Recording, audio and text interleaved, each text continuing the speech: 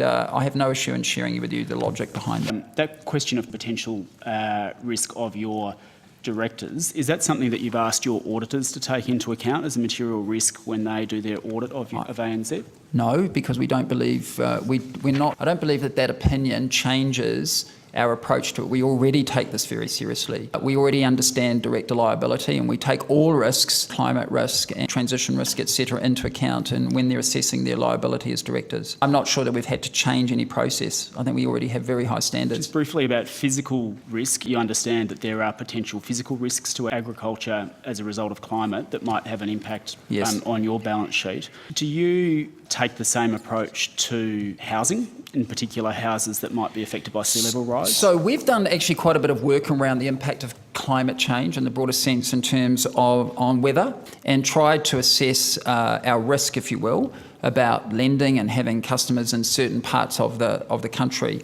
And that's only just been recently done, and we do absolutely run our business with that in mind in terms of where we're happy to do business, where we have more concerns, etc.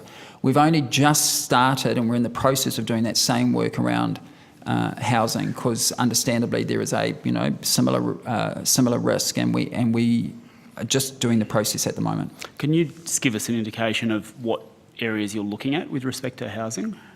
Well, in terms of geographic, we were just looking at the whole country and saying what are the risk factors? Essentially it's about rising water levels. Essentially, that's as a bank lender, that's probably where we have the greatest risk. Certainly weather patterns or drought-affected areas would also be part of that, but the work that we're doing at the moment is more about the rising water levels. And is that something that for future borrowing you may take into account, either from the perspective of whether to grant or perhaps from an LVR perspective as well? Yes. Yeah.